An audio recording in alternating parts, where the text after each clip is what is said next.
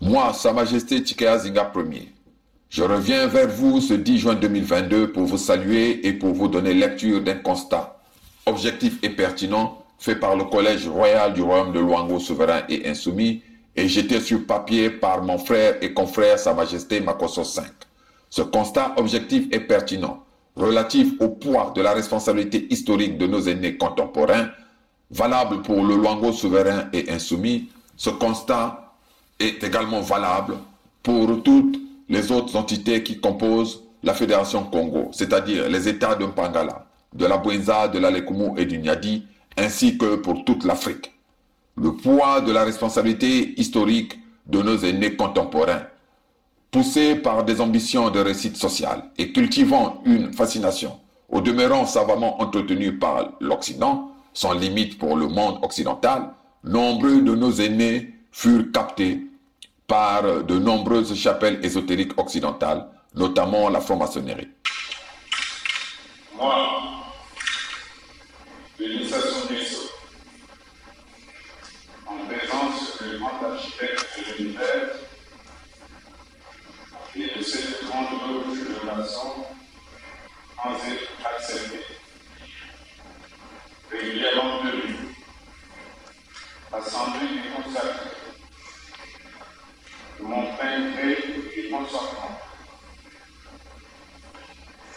Par ceci,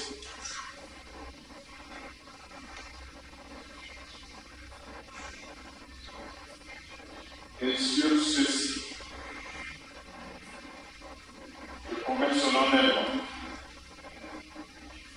que je m'acquitterai des devoirs de grand maître de la grande loge du Congo,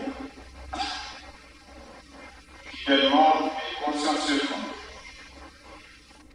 avec zèle et impartialité,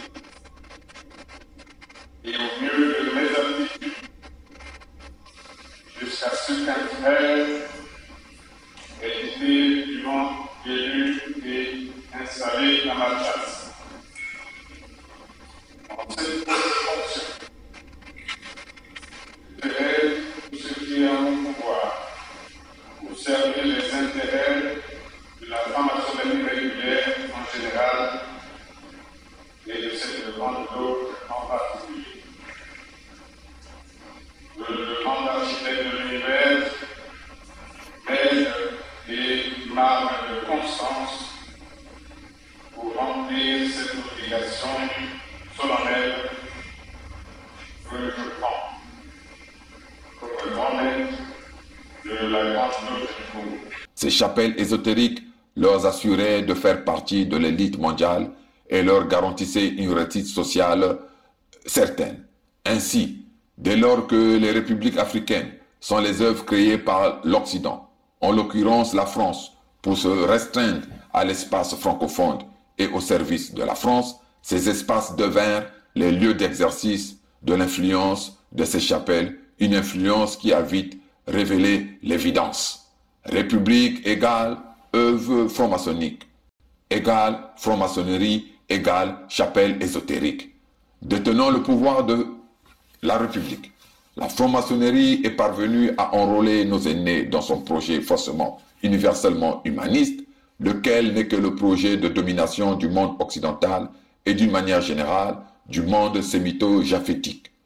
Cependant, ce que ignoraient nos aînés fut qu'ils devinrent alors les auxiliaires spirituels et objectifs du monde occidental.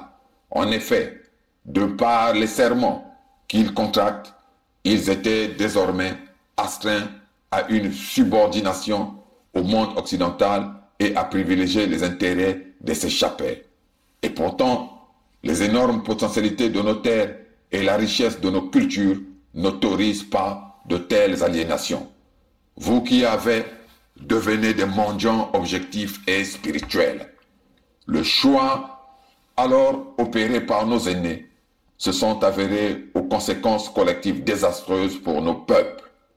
Des choix au départ individuels et qui ont impacté négativement le destin des peuples africains via la franchise république, puisque ce sont eux, ces aînés, que la France a fini par porter aux manettes des peuples africains.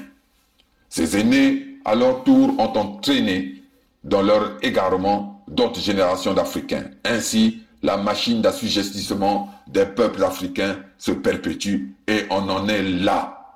Au royaume de Luango, souverain et insoumis, ce sont ces aînés, défenseurs acharnés de la République, qui retiennent captifs les jeunes générations Luango pour les dissuader à ne pas s'investir au service de la souveraineté de leur royaume.